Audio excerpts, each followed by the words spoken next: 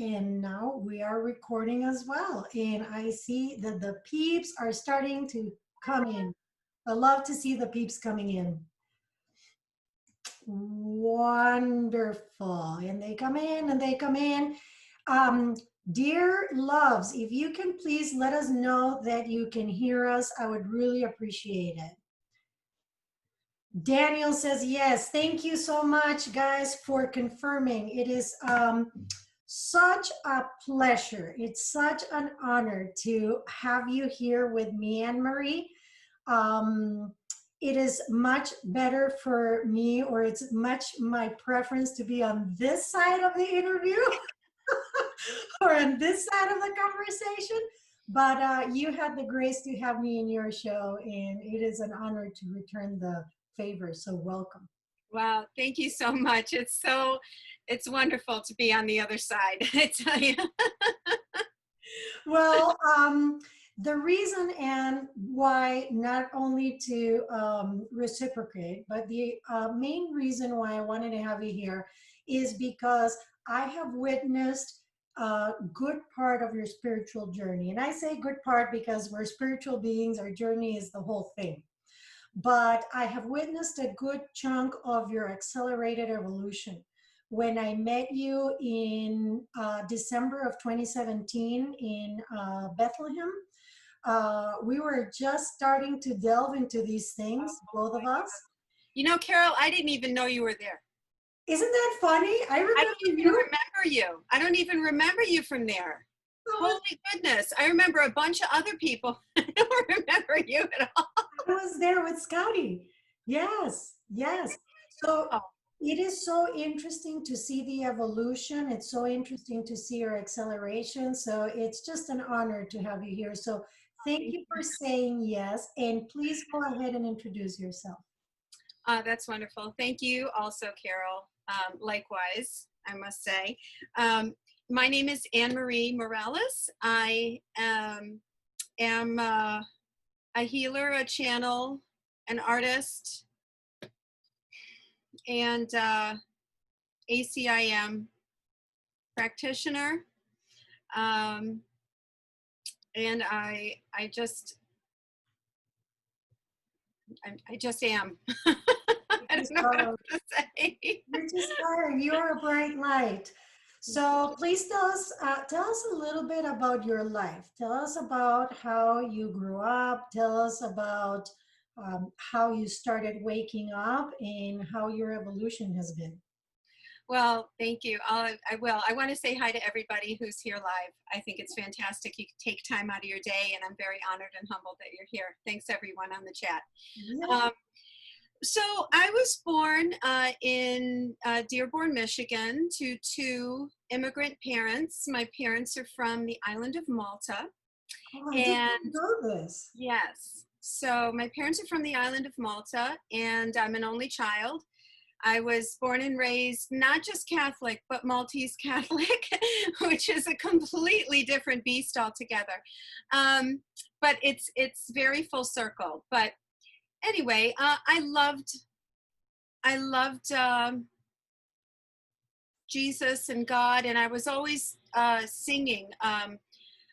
I sang in high school, I sang for the church, and as I got older, I kept singing for the church. I was a cantor and a music director, and after high school, I moved to Florida, went to the University of Florida, and met my future husband at the church choir. He was a tenor at the time, and then I was a soprano, and bada boom, bada bing, we got married. He was from Venezuela, so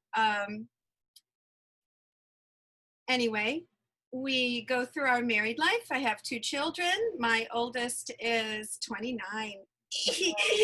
And my youngest is 24. No, I had them at 12. But sorry. Then we moved to New York because I was really guided to. even back then when I wasn't awake, I was still receiving very, very, very firm and strong guidance from the Holy Spirit. I knew it, and I knew it. And it actually prompted our move to New York State. It was just, I describe it as like the proverbial, you know, the neon finger pointing sign, like, here, you must move here. And these signs were coming over and over and over again.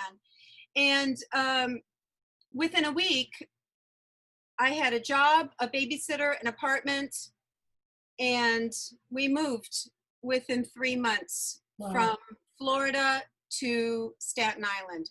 We stayed on Staten Island for 6 years, where I was singing at St. Patrick's Cathedral in New York City, and I was music director at my own parish. We left Staten Island and moved up here, and I kept singing. My marriage fell apart, which often happens to kind of like start the next phase of your life, let's say. So my entire relationship fell apart. I was in such despair. I was suicidal.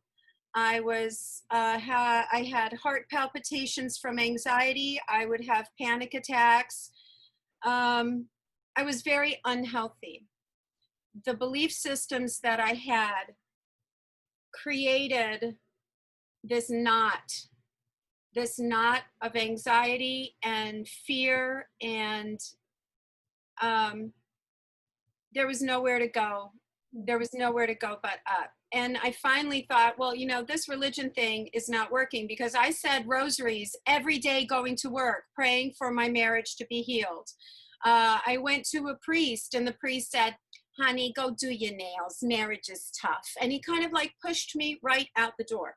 And I was like, okay, so either everything, you know, it's all crap. I don't believe it anymore. So everything had to die. Everything had to go away. And my devotion to this religion, which is what I got from my parents, it wasn't just a devotion to the religion, though. It was really a true love of Jesus and a really true love of God.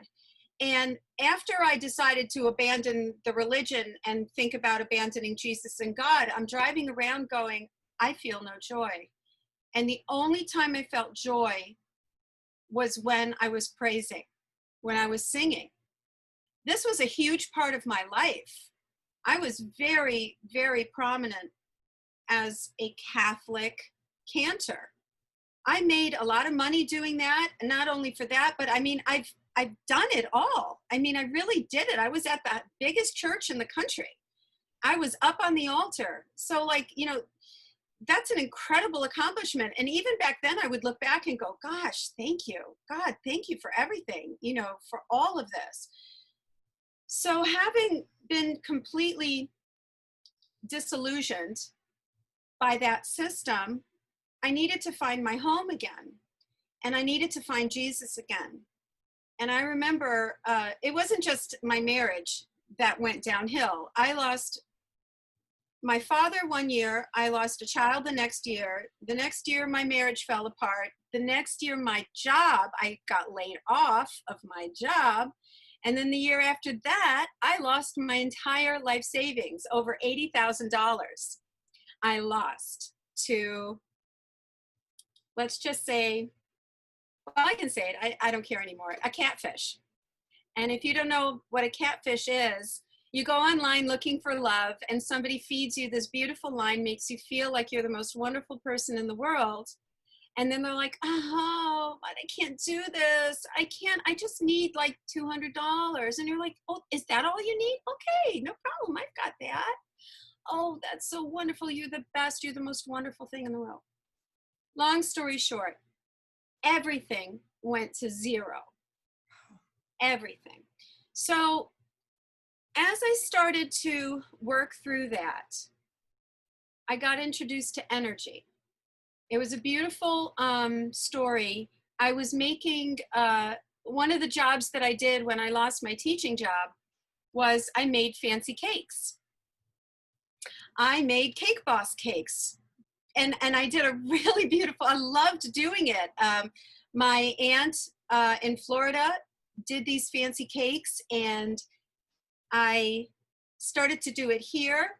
And I made the cake of this beautiful woman who was getting married kind of older in life, and she was very particular, and she was so impressive. And I actually interviewed her on one of my shows.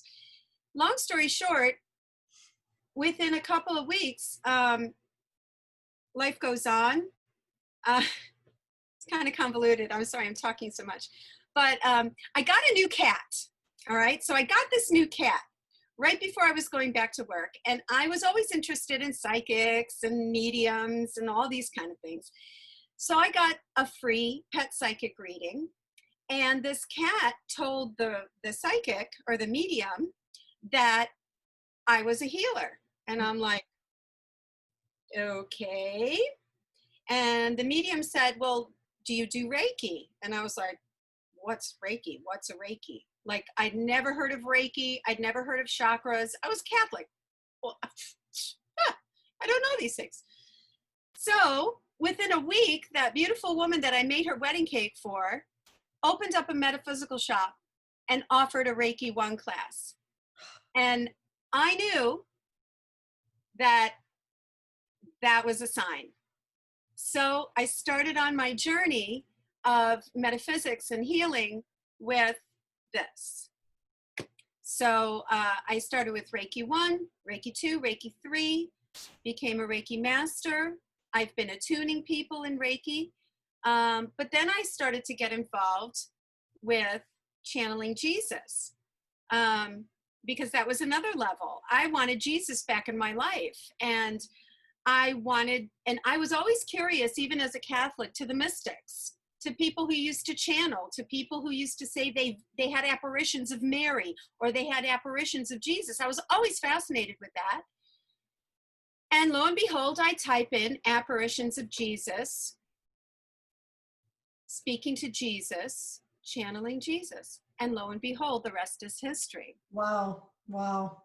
And that was a very, very short 4.5 years ago, 5 years ago. Wow, that is amazing. You know, I love these stories, and I always tell people it is so important to share the story, because what people see in you is your finished product, is the public persona.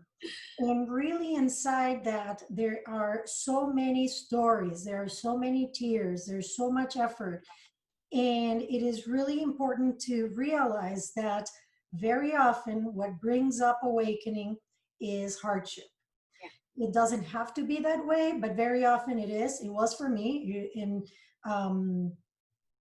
it is encouraging to people to realize that, oh, okay, I'm not alone. I am not alone in my suffering, or I'm not alone in my journey. There are others that have gone through this and have come to the other side brighter and happier and more beautiful than before. And that's the case with you, because look at you now. Look at what you're doing. Look at the light that you're bringing to the world.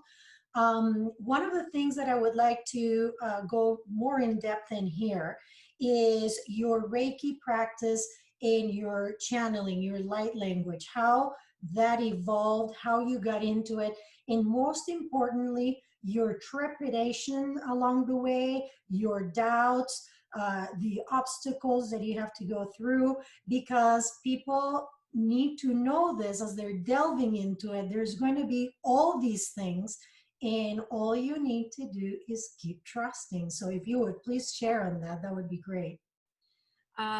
I would love to talk about that. In my case, I had gotten to the bottom. When you want to die, okay, there's really not much more. There's really not much left of the ego. It was the only reason why I didn't die or kill myself is because I didn't want to put my mother through my own funeral. And that that is what kept me alive. It wasn't my children. I was so disconnected with myself, and with love, that didn't even matter. But I couldn't see putting my mother through my own funeral.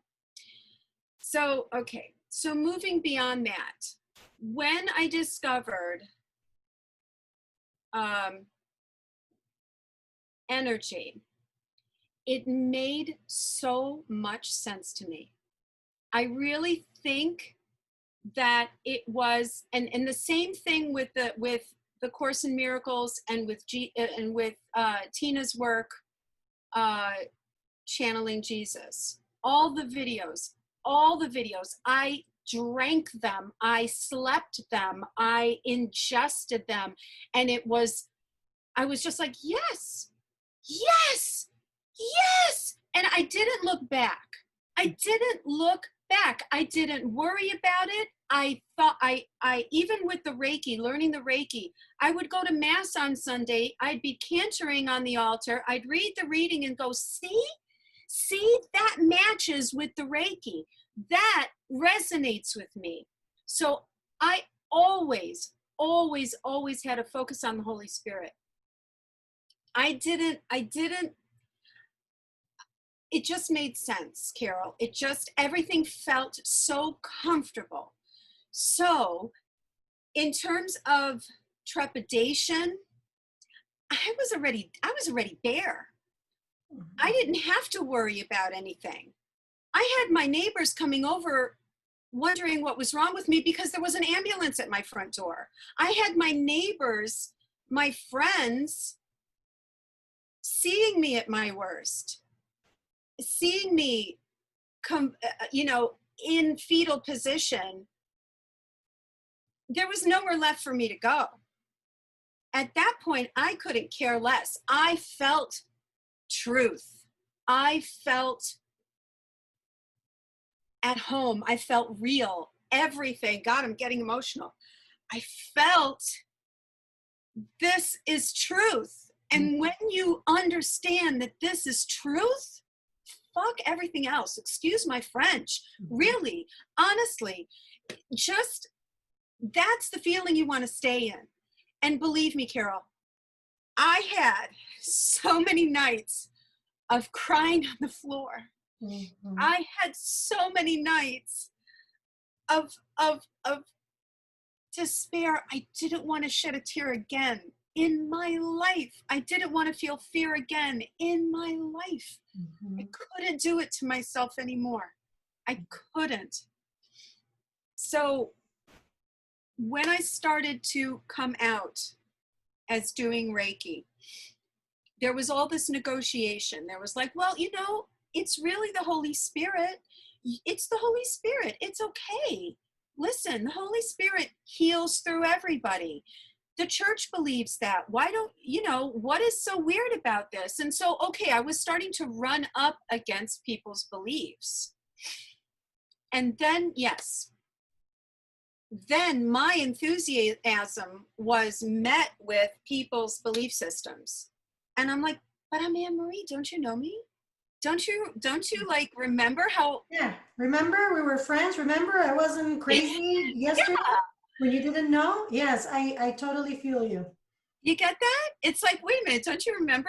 We used to do X, Y, and Z together every week. What? You don't love me? You don't still love me? Now that you see something different, you still don't. And I don't work that way. Like, if I love you, that's it. I'm going to love you. Whether you start doing whatever, unless you like confront me or do something horrible, then I'll just love you and part ways. But so I started to run up against all of this stuff. And then finally, and you and I are both part of the whole disclosure conspiracy, kind of like that part of our awakening. Listen, when you start to awaken, your eyes start to open to all sorts of things. Mm-hmm. It's not just about energy. It's not just about religion. It's about the lack of love in government. It's about the lack of love in healthcare. It's about everything you start to see things with different eyes. Yes. Right? Mm-hmm. So it gets to the point where you really have to rely on the teachings of the Course. And you have to rely on that ability to forgive and love, regardless of where they are. And that is what makes this journey tolerable, because you lose that, oh, well, I really need to be friends with them because I've been friends with them forever. So I still have to be friends with them. And you lose that because you understand that everyone's got their journey. Everyone has their path. And you've come to a point where your vibration rises above that need. And then you just have to move forward with love. You bring up a really good point, because in a journey of awakening, in a journey of spiritual evolution, there are relationships that fall off. And it doesn't have to fall off in conflict. It doesn't have to, sometimes they do, but it doesn't need to be that way. Like you said something that was perfect, is you love them away, right? You love them and go, you can go away. We can part ways. Xina always says that we humans get hung up on the permanence of things, and relationships are fleeting as well. There are some that might last your entire incarnation. There are some that are going to come and go, and there doesn't need to be animosity around the journey of coming and the journey of going. And for me, it has been very much the same way, that there are relationships that have fallen off, and I've been okay with it. But when you start in this journey and that starts happening, it can be disconcerting, because it is what you know, it's your normal, and you begin to think that there is something wrong with you. And that's why I love having these conversations, for people to realize that it doesn't need to be that way, that you don't have to follow that exact journey, and that your journey is your own, and you make it your own, and you make it your own with joy and with grace and with ease. So thank you very much for sharing that. I want to ask you on your channeling. I was present in your first channeling session in Spring Island 2 years ago. So please tell us about that experience. Well, I was channeling light language before that, and we never got a chance to talk about that. So the light language, I'm still gobsmacked by it. I really am. It's like all of a sudden, these things start to come out of your mouth, and you're like, oh, okay, what's that about? Like, what am I saying? What the heck does it mean? Where does it come from? Who's saying it? You come up with all these questions, and I still have a lot of questions, but I don't worry about them anymore. I just release it and let it go. I was driving along. So for those of you who have ever watched my videos, so I'm coming from like Tina recording videos, and I'm a ham and a performer. So I start to channel this weird language. And so what do? I record myself too. And so I've been putting up videos for a couple of years now. But I channel when I drive. I have a very straight shot to work. It's one highway, very simple. And I just cracks me up. I would do that, I would so crash. I mean, I think I'm a bit of a menace even when I'm not channeling. So. Oh my gosh, you're well, I don't know. So what I used to do, and this is how I started to channel. I knew about channeling because I knew about Tina. I'd never heard of it before. I guess, whatever. So that's my introduction. I knew what it was, and I had seen Tina and pretty much nobody else. And then I got to meet all y'all. And so what I used to do is I used to download high vibe channeled material, and I used to listen to it to and from work. So I got rid of all music, you know, I don't listen to that much music anymore, and I don't listen to radio. So I started to really meditate, or at least listen to it, not meditate while driving, that's not safe. Clear your brain. Yeah, but listen to high vibe material. And I was driving along one day, and then all of a sudden my mouth started saying something over and over and over and over and over and over and over and over and over, and I couldn't stop it. So I flipped on the recorder, and I'm like, ah! So like I'm half crying, I'm half excited, half afraid, but I knew what it was. So I knew that I had bust through something, and that I was now finally receiving and channeling. So that was very exciting, and it was completely fun after that first time. That first time was really scary, but then I was like completely amused by it, and I didn't know what I was doing. But you know what? Let's go for it. Let's let it out there. Let's let it go. Be free. And so I had been doing that for about 8 months. No, maybe about 7 months, until the day that you saw me and I took the class with Fran in Salt Spring Island. Okay. And so when I took the class at Salt Spring Island, then it started to flow in English, I call it. And it was so beautiful to witness. And for those of you that are watching us, we were at Tina's retreat in Salt Spring. This is at Stowell Lake Farm, which is just absolutely a beautiful building. And there was Fran, who has since transitioned. She taught me how to channel as well. And there was Fran sitting there, and there was a semicircle of 4 or 5 of you, maybe. And each one of them took turns channeling. So it was so powerful.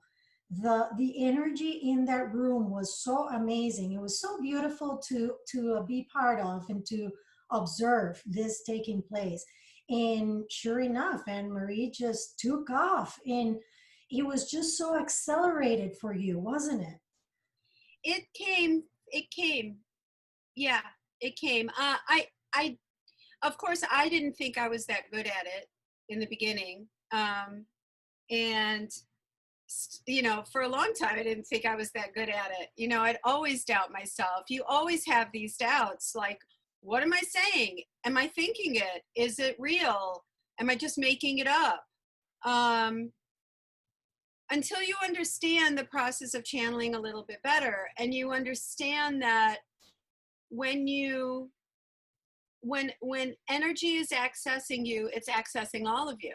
So it's accessing your thoughts as well. It's accessing your vocabulary. It's accessing your energetic system. So once you understand that, you can give yourself a break and say, don't worry about this egoically. They have to. You're the mouthpiece. They have to be thinking thoughts that you're thinking at the same time. It doesn't mean that they initiated with your ego or with yourself. It just, that's the way it works. That is so important to share. And I love when people come here and talk about these things, because there are so many in this community that are entertaining the idea of channeling. Yeah. And it's important to talk about these things, because it's a journey full of experiences. And it's not just, oh, that is awesome, I am channeling, I have it all figured out, I'm done here. Far from it. It is a big responsibility, for one. Mm-hmm. And it also doesn't give you all the answers, because the answers are within. Yeah. And unless you reach them yourself, they are not going to do it for you. So this is important for people to understand. And it is encouraging too, because when you're starting, there are so many doubts that stop you. At least I freaked myself out, and I stopped for a long time, and I didn't want anything to do with it. And if I wouldn't have persevered, we wouldn't be having this conversation today. It's very true. It is the profundity of the concept that a human body can communicate with an energy that is so benevolent, high vibration, and that is not possession, that is not negative, which we have been programmed to believe, that anybody who sees me channel sees me shake. Okay, when do you see that? You see that in a possession video. Okay. Right. I mean, Love you. I mean, where do you see that? But nonetheless, that is how energy reacts in my body. It's not, it's just the way it is for me. And it doesn't mean anything other than that. And I think educating people on what channeling is and what type of channeling, we are blessed that we have, or we are part of a system, and by a system, I'm saying the Course in Miracles, that raises your vibration, that purifies your energy, that makes you, let's say, not a risk for bad stuff, okay? These energetic properties that we are able to use are available to everybody. And anyone with intention can use them, and they can use them for good, or they can use them for not good. So while that is said, we are blessed that this is the highest love that we could possibly do for ourselves, the learning of ourselves, the assistance to others, the service to others that we both do, and many of us do in these groups that we're blessed to be a part of. It is part of the new. It's not new. It's the original function of the human body. We were originally created to be able to communicate very freely with spirit and very freely with our higher selves, with the divine. This is what we were created to do. And we have been sidetracked, but now this is all going away. Absolutely. The body is a communication device. That's what it is. And it doesn't need to be limited to one type of communication. It doesn't. We are limitless beings. We have to remember that, we have to believe that, and we have to act upon that. Mm-hmm. But the body is perfect. It tells you exactly what is going on. It tells you when you are off track. It shows you in disease where you are off track, where your beliefs are off, and communicating with the unseen, with the non-physical, is a natural thing.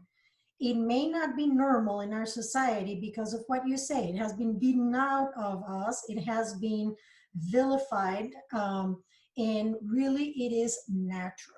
If you read the Bible, if you read all these ancient materials, what do you think they are? They are channeled materials. They were speaking and they were listening, they were hearing non-physical. So why would it stop all of a sudden? It hasn't stopped. Yeah. And as the frequency of the earth increases, and as beings continue to awake, we're going to see more of this and more and more. And in this community alone, there are so many that are thirsty and hungry for these types of communication and for these types of service. It's missionary work. So yes, the body is a communication device, and it is perfectly normal. Well, natural, let us say. Hasn't become normal. So I would love, if you are open to it, for you to do some light language, if you will. I would love some of that. We can have another conversation, and then if you are open to channeling, and then a little bit later, I would absolutely love that. Well, I'm honored. I would think that's wonderful. I have learned a few things about what light language is, and one of the most profound explanations that really resonates with me is that it is light in spoken form. Wow. And that is very, very profound. So many goosebumps right now. Oh my goodness. So light in spoken form will react just like light in physical form. So being able to speak it and being able to receive it, it bypasses the ego, because our ego bodies and our current system, our current mind system, doesn't know what it is. So it speaks directly to our light bodies. It can be activating, it can be calming, it can be therapeutic. It is therapeutic, for sure. So, so you want me to bring some light language through? Thank you for sharing that, and that would be lovely. Yeah, okay, that's good. Whew, okay.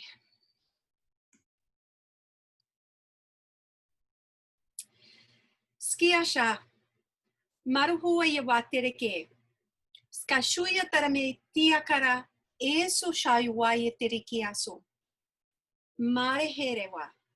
Mareherewa ukusasoye. Kam hawayatara masuye utarake yatuye. Merehesusho mawaye tereke. Kum kase shaya hemeyo watereke. Masuheyua murese shuyakata.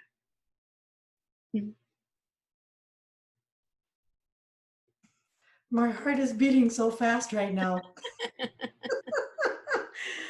Thank you very much for doing this. You're welcome. You're welcome. So much. Now, I would love to move the conversation to the disclosure conference that we attended in that side of your life, because you brought up a really good point. Once you open that can, there is no putting the lid in there, and it is a rabbit hole. And for me, it has been an exciting one. For me, my journey started going to nutrition school. That's what opened the whole can of worms, when I started learning about the weaponization of food, when I started learning about genetically modified foods in organisms, when I started learning about food distribution in the healthcare, not so healthcare system. It just completely opened spirituality to me. So if you would please share a little bit about what brought you to that disclosure conference, what your beliefs are around some of, I don't even call it conspiracy, I call it about these alternative views that are not mainstream and that have opened your eyes as much as they have opened mine. I started delving into that world. Part of my awakening journey was starting out with like demonic possession and ghosts and ghost hunting and all that kind of business. So I kind of started there because it was really kind of an extension of the religion, right? So I started there, but then I was understanding how low vibe that was, and it was not resonating with me anymore. And actually, when I would go on ghost hunts, the ghosts would not talk because I was in the room. My vibration was so high. When I would leave the room, they would communicate through the little devices. So whatever, that's fine. So anyway, then I started to get involved in UFOs, and my curiosity was always there with the whole UFO thing.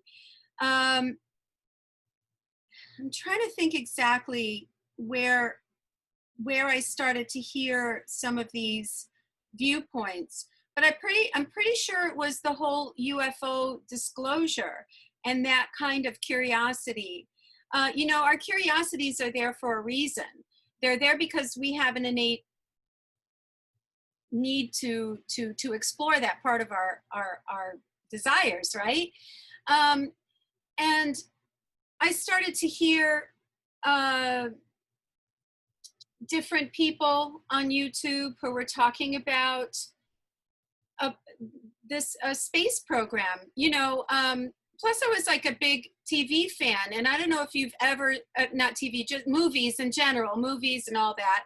But have you ever heard, you've seen the movie Independence Day, right? Mm-hmm. Okay, so here's Independence Day, which we would say would be disclosure, because it's telling you through the media that the government siphons off trillions of dollars to build these underground bases to do experiments that not even the president has an idea about.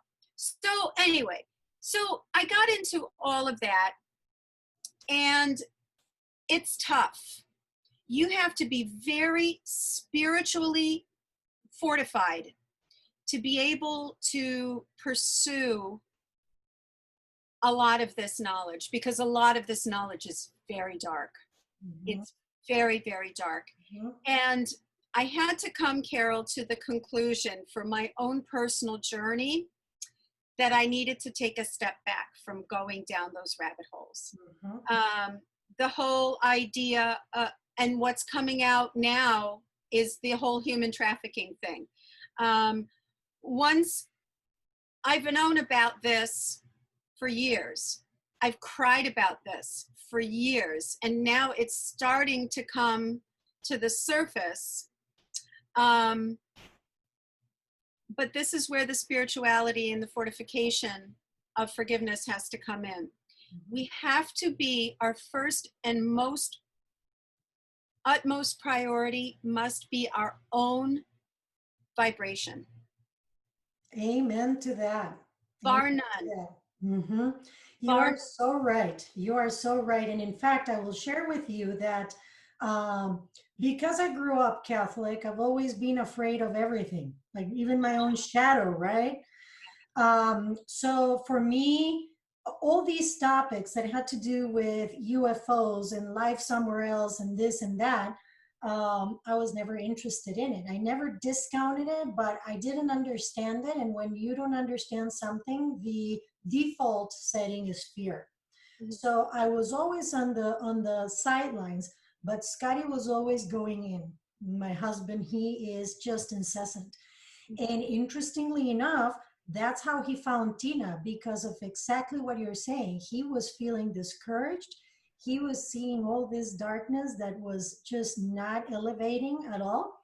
So that's when he actually found Tina, and he started going down that path. So now it has become an art of balance, of Yes. knowing that such things are happening, such things are there for our evolution, and that the choice of what we want to see and how we want to act is all ours, is completely ours, and we are the light.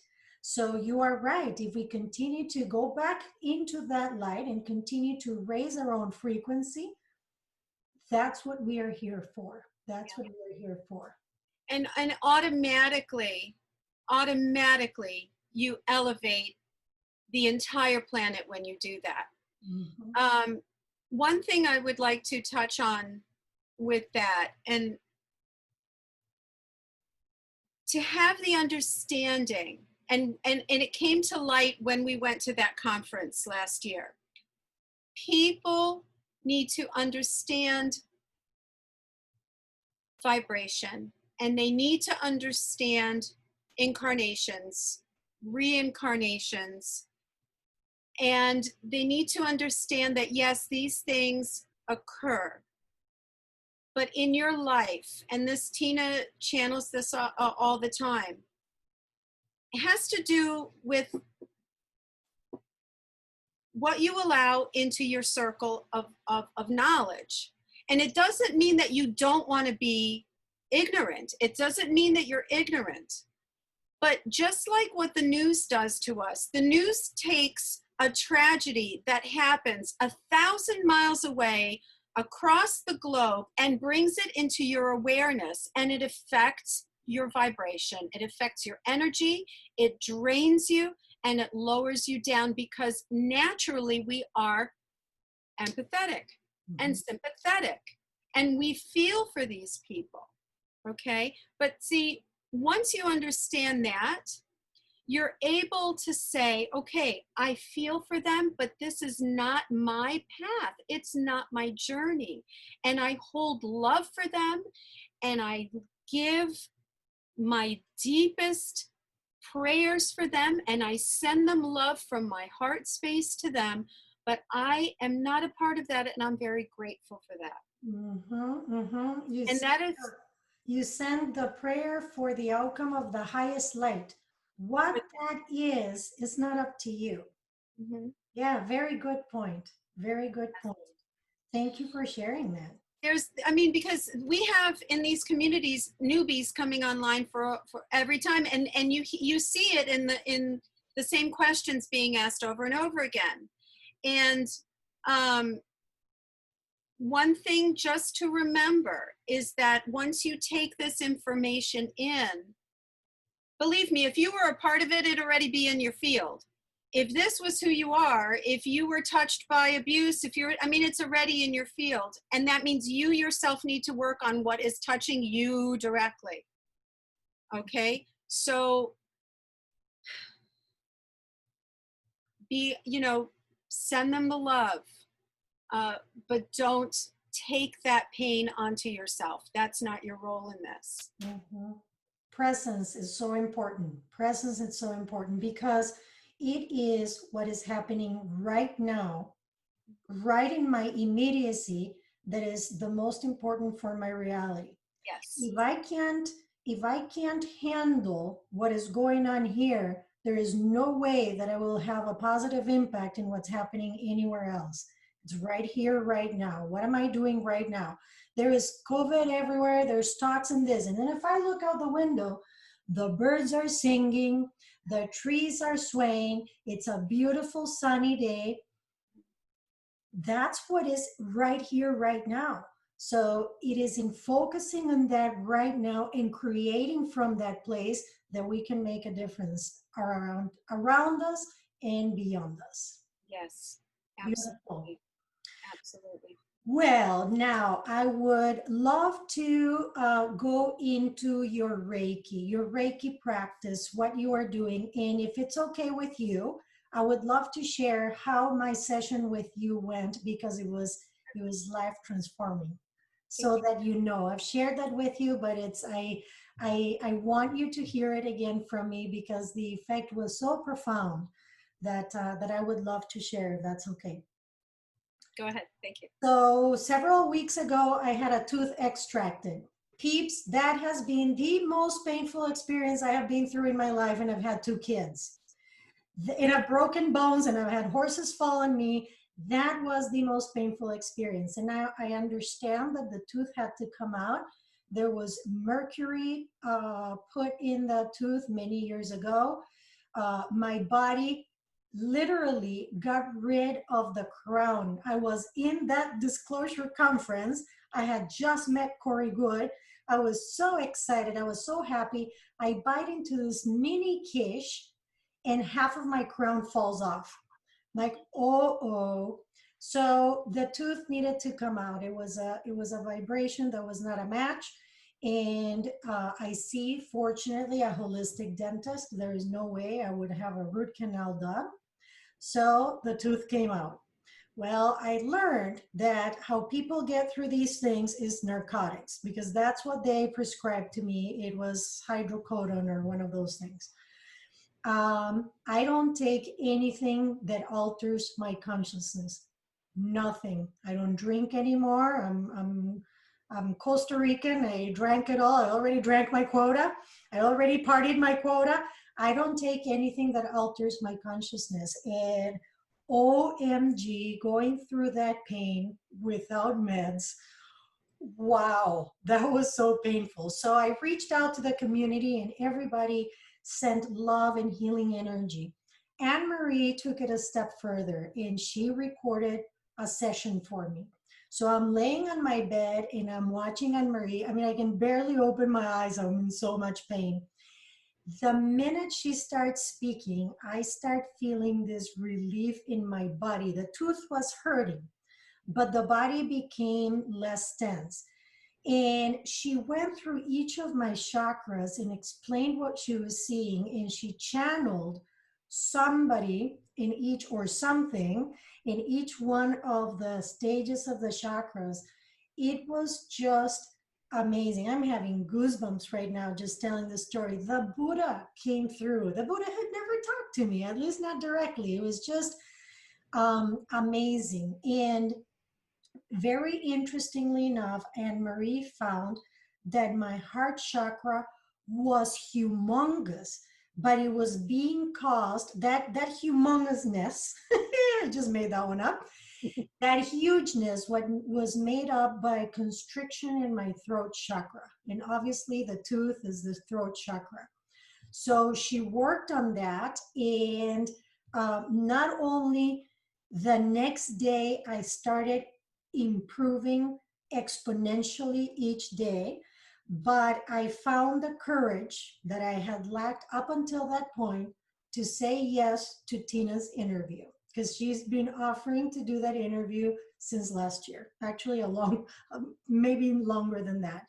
And I had always said no out of the fear of outing myself and having issues in my corporate job, and et cetera, et cetera. So right after this, I grabbed the phone and I said, Tina, let's do it. Let's do it. I had been postponing. We were going to do it another time, and she got sick. So I knew that I had created that. So anyway, it was transforming, and it was so, there are no words. It was beautiful. It was a beautiful session. So I wanted to share that. And Anne Marie, I would love to share. I would love you to please share your practice. What are you doing? How can people get in touch with you, etc., and what your plans are for the future with this? Well, thank you very much. I am so glad, first of all. And the reason, well,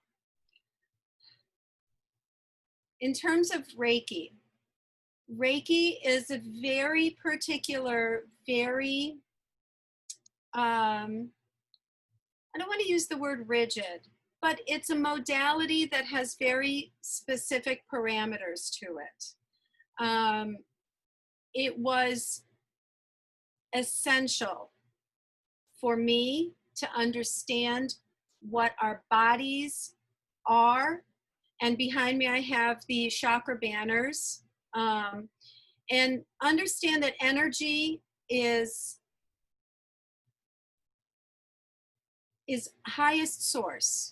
Okay, this is highest source love energy, and it flows through us. But with our thought forms, we create blockages in these energetic centers, these chakra centers. And these blockages created by our thought forms cause physical illness and manifest in certain cases into cancers and ulcers and skin conditions and bowel obstructions, bowel issues. It's a serious thing when we stop the flow of energy that goes through our body. So Reiki in itself is a Japanese tradition that was thousands of years old, that this nurse actually in the 50s started to use again on his patients. And he realized that his patients healed exponentially faster when he would lay his hands on them and do this ancient energy practice. So it is called Usui Reiki. And that is what I learned. You go through a very methodical educational process. You learn Reiki 1, which is healing yourself.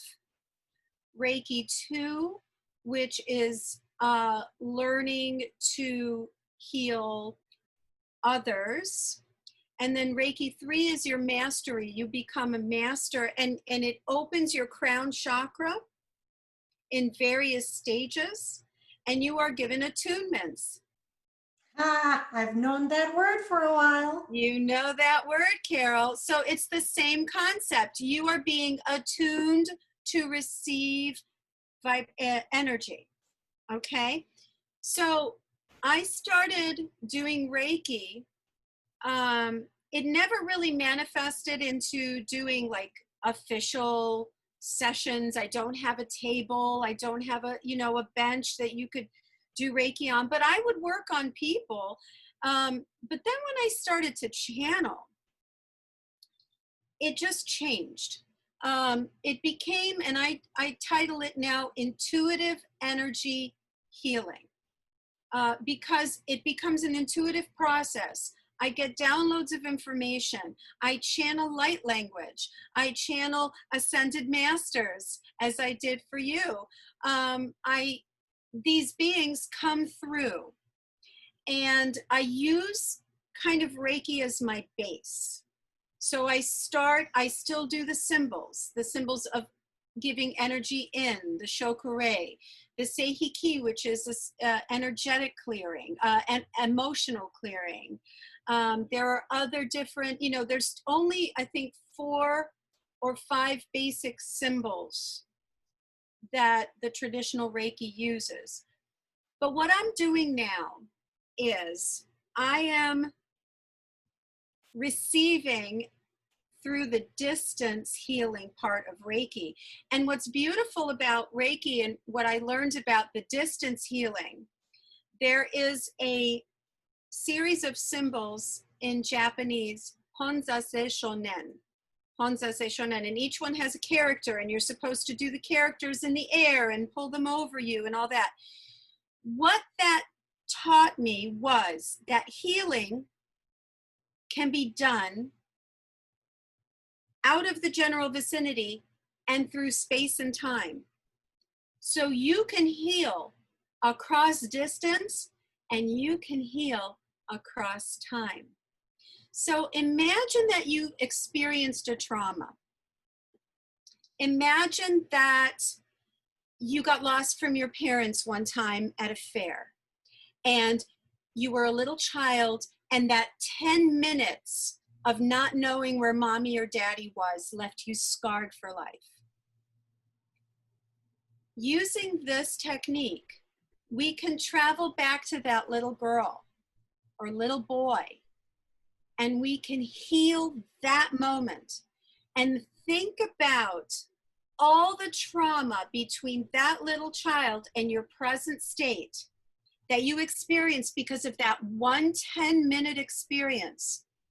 We can go through space. I'm getting goosebumps. We can go through space and time and heal that little boy or little girl and release the attachment, that trauma to your physical body, that ulcer that you get, that anxiety you get for being late or not knowing where someone is, or your obsession with knowing with where your kids are because you don't see how trauma affects you over time.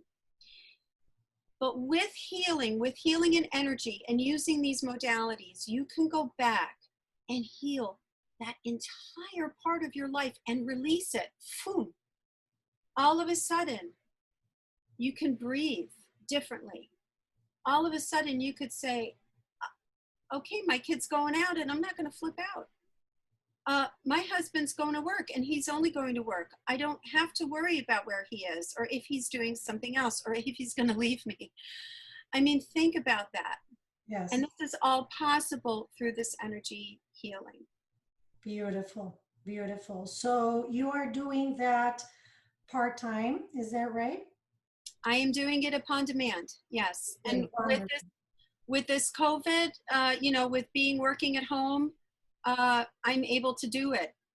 Beautiful. So we're going to make sure that we include, when I post the recording, that we include your YouTube channel link.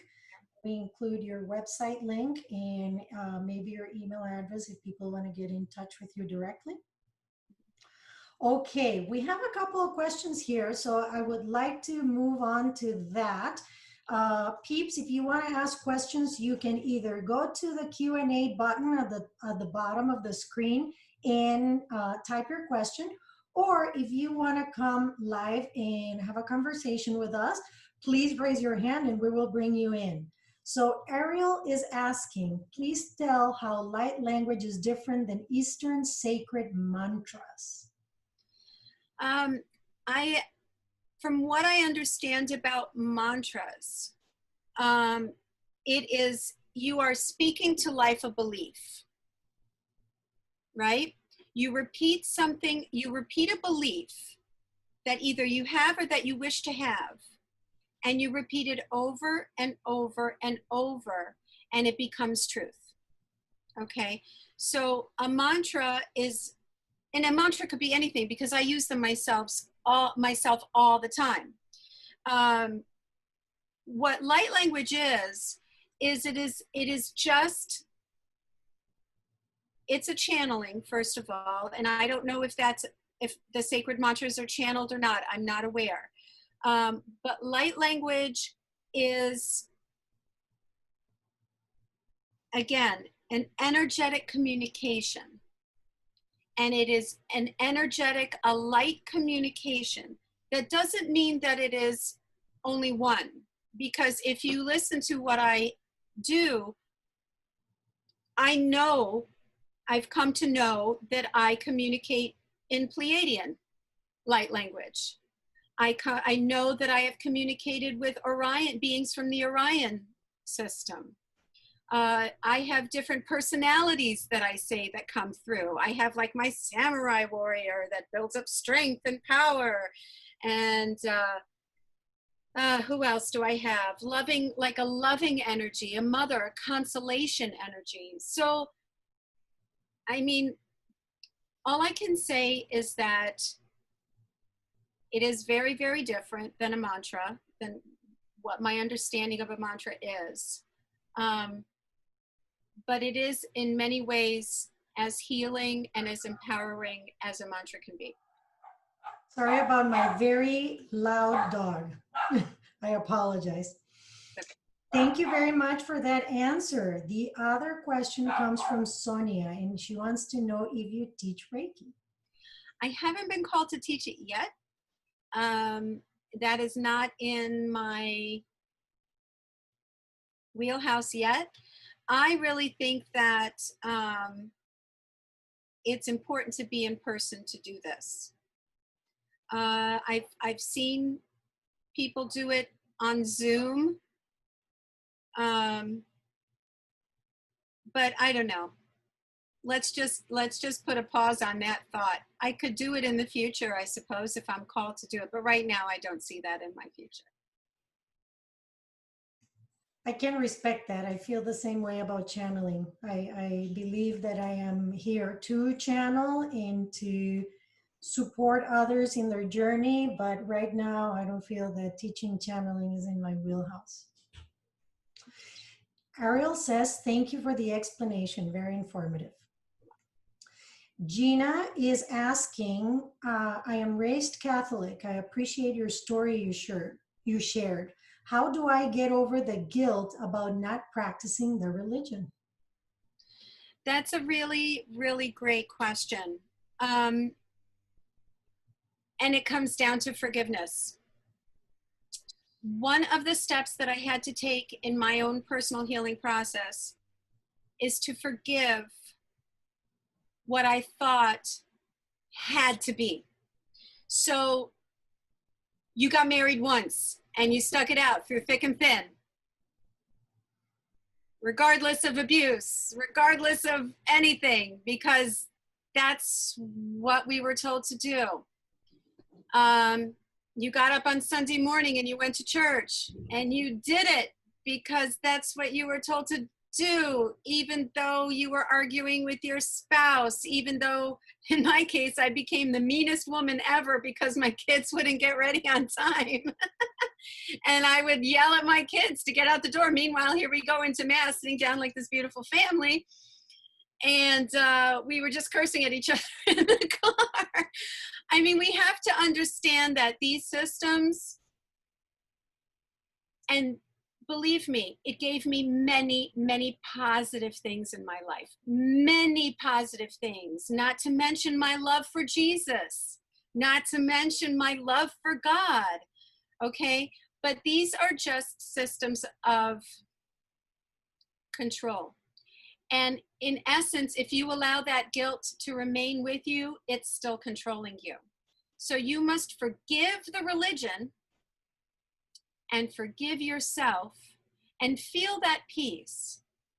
And don't let that guilt continue to have any effect on you.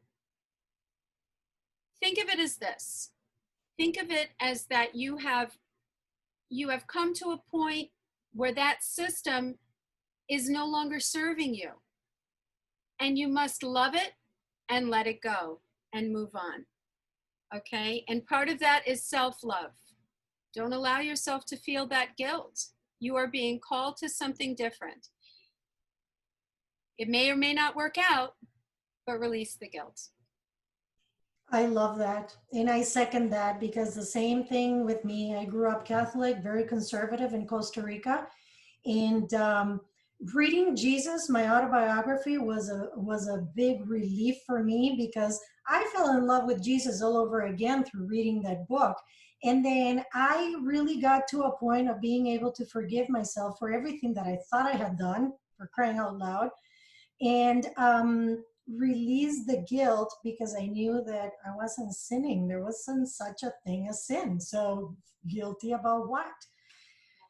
Guilty about what? And I am more loving now than I have ever been. So it can't be a bad thing, right? Yeah. And understand that even though through one mouth we are taught that God is love,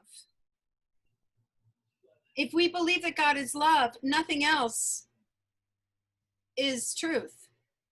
That's the only truth. God is love. And God would not want you to feel guilt. God would not want you to feel shame. God would not want you to do any of this, because his focus is love. Okay, just remember that. Or her. Very nice. Thank you so much for answering that.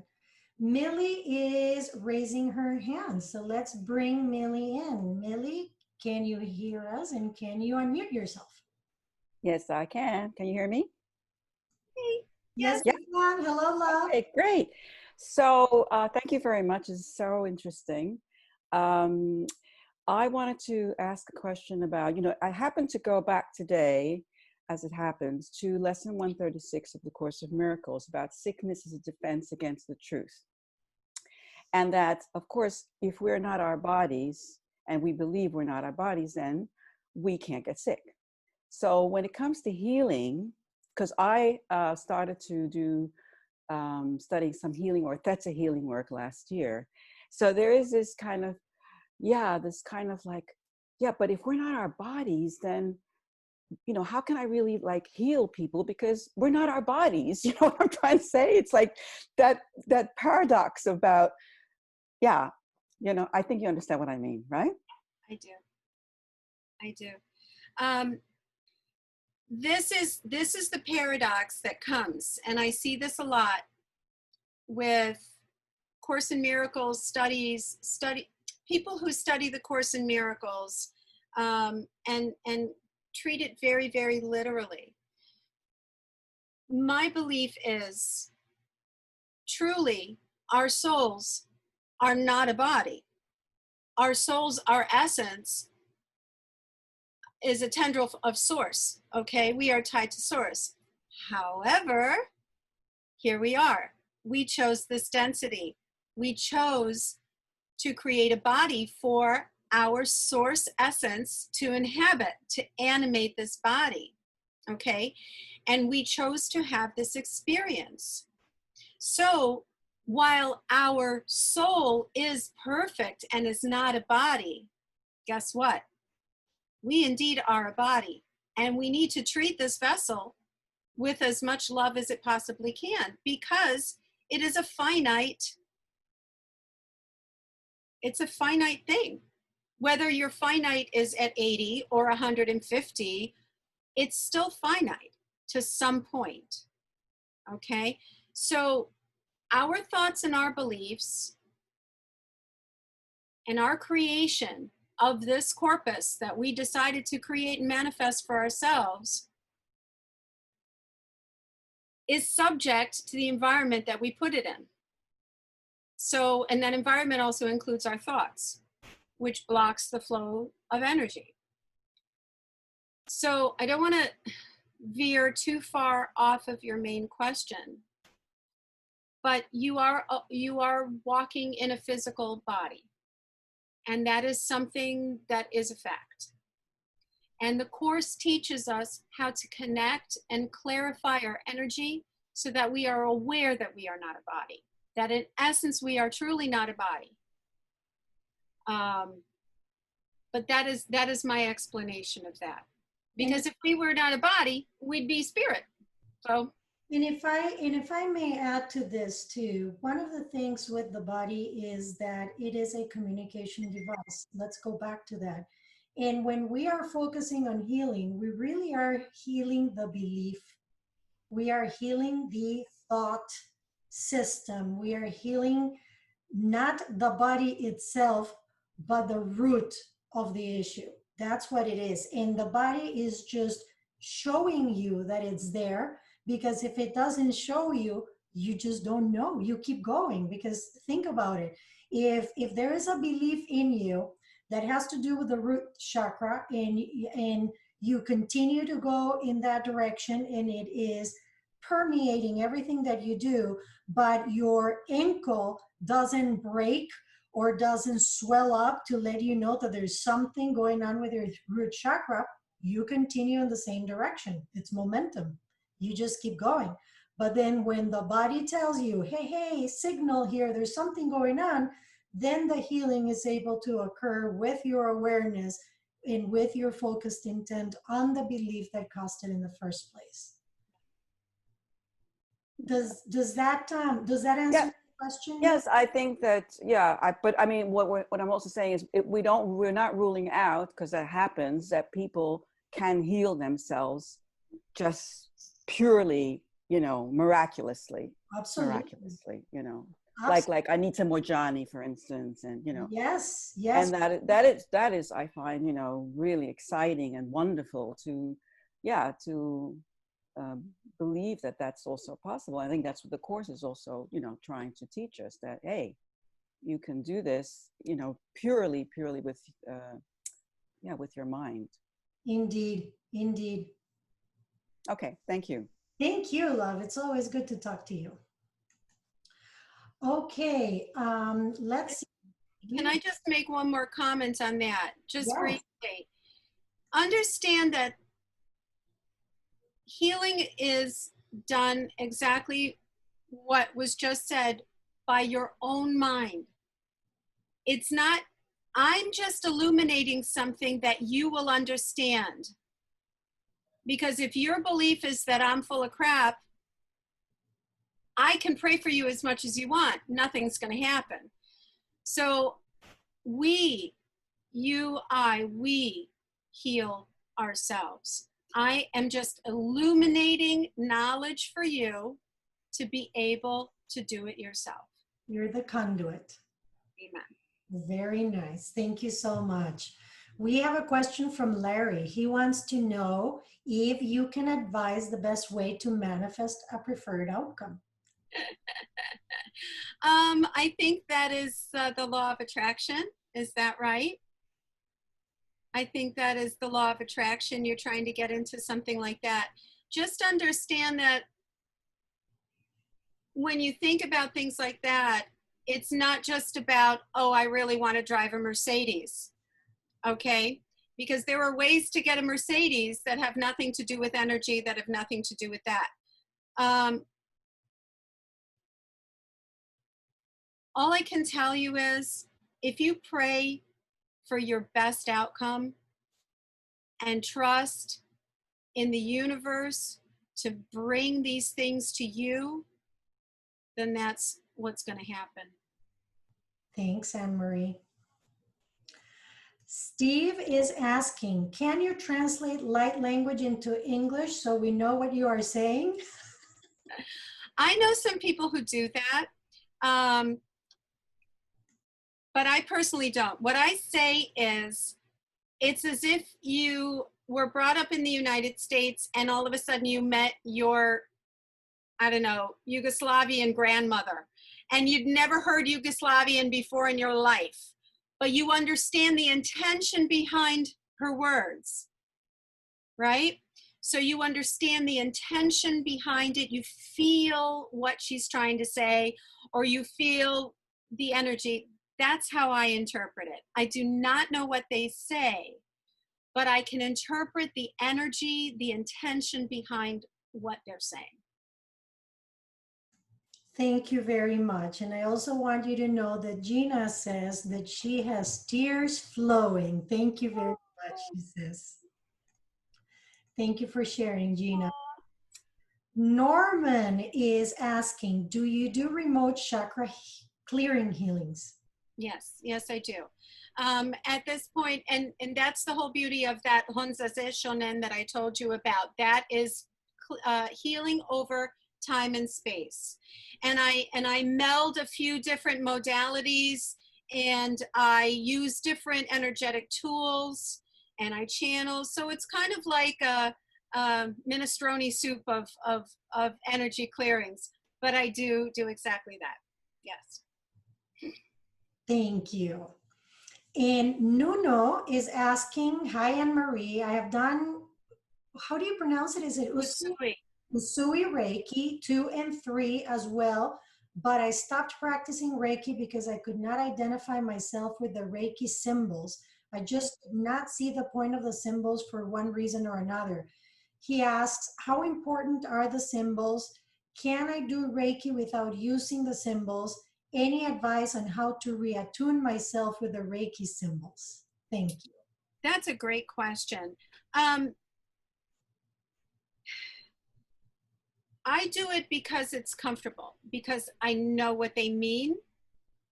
And I do the Shokure, I do the Seihiki, the Honzaze Shonen, I do the Daikomyo, because it's what I know to do, and I'm very comfortable. However, in anything energetic, it is your intention that matters. So if you're saying that you want to send energy to someone and you focus your intention and it comes from your heart, indeed, that's what will happen. So it's all about comfort. And this new energy that we are in is not about conformity. It's about making things your own. So I wouldn't worry too much about it. If you want to do an energy healing practice and instead of doing a shokore, you want to snap your fingers 6 times, if that's what you mean, do it.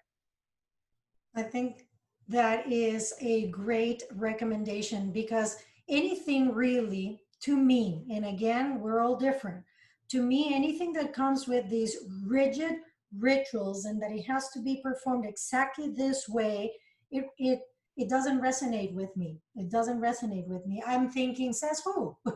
If it, you know, am I really not going to get cleared up if I take a salt bath with 1 cup of salt instead of 2? Yeah. So I think it's guidelines, and I think that some people really need them, but I think some don't, and I believe that either one is okay as long as your intentions are clear, because intention is what tells energy what to do. Very good. Thank you, Anne-Marie. Thanks for asking, Nuno. Hope you get back on that horse. Sarah Clark, she's asking, how did you reconcile leaving your faith, quote unquote, and study ACIM? Were you still practicing, oh no, I'm sorry, were you still a practicing Catholic when you happened on the course? The answer is yes, I was a practicing Catholic. You're going from, you're struggling with your comfort zone, right? When you're doing something new, you always revert to your comfort zone until that comfort zone is really so uncomfortable that you can't do it anymore. So I did start ACIM, and I actually met an old friend of mine who was my choir director when I was in college. And I met her last Christmas, and I told her, I said, I practice ACIM now. And she goes, you know what? I read ACIM too. I see it as in line with love, and it helps me to be a better Catholic. And I'm like, fantastic. Very cool. Wonderful. That's wonderful. So let me just read your question again. Were I still practicing Catholic, and how did you reconcile leaving your faith? And it was really that. It was that I wanted control of my time. And when I tell you I wanted control of my time, you're talking to somebody who for 30 plus years gave her Sundays and Saturday nights to worship. 35 years of my life. And then finally I was like, you know what? I need my time back. I'm done. And I still get people who are like, oh, we miss your voice. We miss you at Mass. And I was like, yeah, I know. I know I'm awesome, but I'm sorry. Yeah. Gotta take care of me now. That's kind of like what it is. Yeah, good for you. And so that's what happened. Thank you so much, Anne-Marie. Clad is asking, hi, when I was in Christianity, I learned speaking in tongues. I've transitioned out of Christianity since 18, but I still can speak tongues. Would that be considered a light language? Absolutely, 100%. And the way that's how I communicate with Christians. I say, well, I speak in tongues. I am in communication with spirit all the time. So yes, it is clear on what it is. It's interesting because I channeled for somebody yesterday. I had a session and she asked about the tongues and the Holy Spirit and the speaking in tongues of the disciples. And Xina said that was ET communication. Bam. Bam. Very cool. We're so unaware of so much, right? Yes. We're so unaware. It's very true. Well, I want to let you know that Larry says thank you. He said Xina said something similar recently, yes. And Steve also says thank you. And the last question that I have here is Manjit, and she says, is it beneficial to all who hear the light language or just to the receiver? Is it beneficial to all? I mean, I would think it's beneficial to all who hear it. No, I would think it's beneficial to all who hear it. The thing is, we're attracted to our like frequency. So, you know, it's just like we're attracted to our life frequency. So I've got a son who's in this screamo metallic band, and he can't listen to me do light language, and I can't listen to his screamo metal band. I just can't. But I love him. Frequency, it's all frequency. All frequency. Thank you, Anne-Marie. And Norman says thank you as well. And let's see, Sarah says thank you so much for your answer. It's very helpful. The course makes a lot of sense to her. And Angeline says, I'm so glad you have covered this. I send healing from my heart and never taken any course, but also not heard if I've healed anyone. She says, I'm adoring this interview. Two beautiful souls. Thank you. Thank you. Thank you. Love you very much. So we are at 7 minutes left. And if you are up for it, I would love to ask you if you would channel anybody who would want to come through today. Okay. And say something to us. And I'm not putting you on the spot. If you're not feeling up to it, it's all good. It's all right. Light language is already coming through. It's already coming through. So I'll probably do some light language and then somebody will come through. I don't know who. Love it. Thank you. And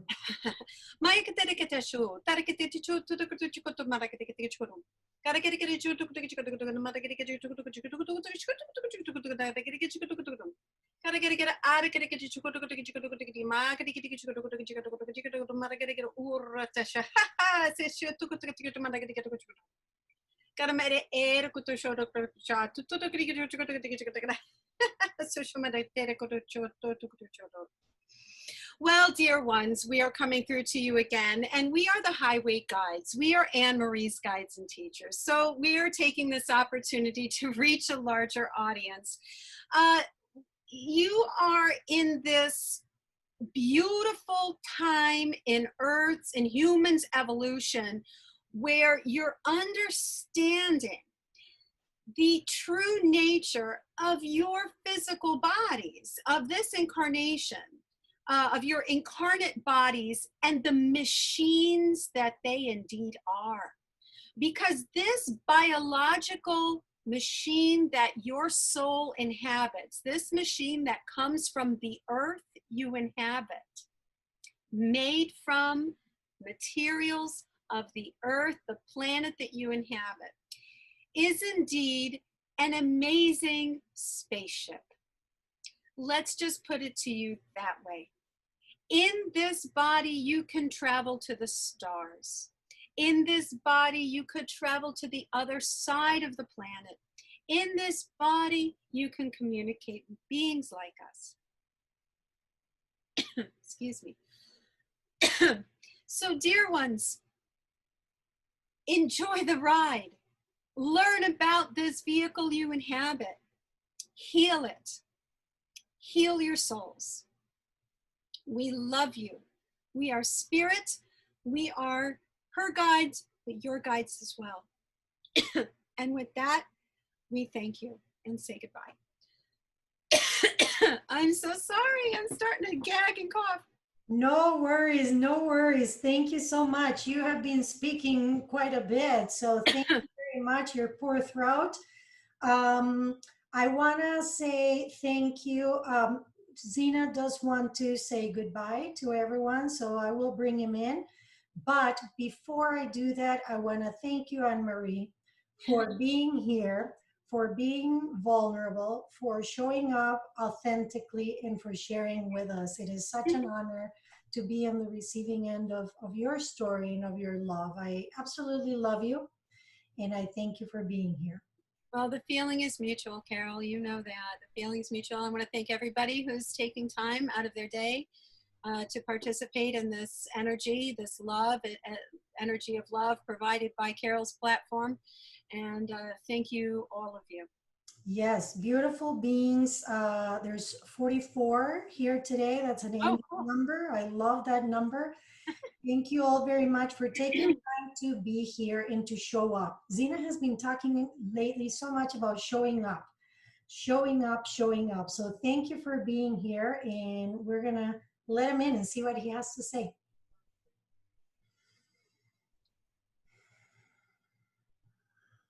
My name is Xina. My name is Xina Allen indeed. Feel our love. Feel our gratitude. Feel the pleasure that we feel from seeing these gatherings, from seeing the togetherness in a time that is really calling for your separation. But you beings understand this, yes? You are not separate. You beings are clear, yes? We are one. And when you show up, and when you do the work, and when you love one another unconditionally, brightly, and with every cell of your body, there is nothing that can stop you. We want you to please remember this. We want you to please feel us, because we are you and we are with you and forever will be. Do not despair in these times. Continue gathering in whatever form you are able to. Continue communing. Continue loving one another. Continue supporting one another. The mere fact that you are here tells you that you are a light worker indeed. And the mere fact that you are here in this incarnation at such a charged time means you are brave. Connect to that bravery, connect to that courage, and continue making these gatherings happen. Because conversation is fundamental. Communion is basic. It is foundational. It is key. Continue these, and you continue to have our blessing. Blessed be all of you. May you be peace. We love you. He's so beautiful. I love you all. Thank you all for being here. From my heart to yours, have a wonderful day.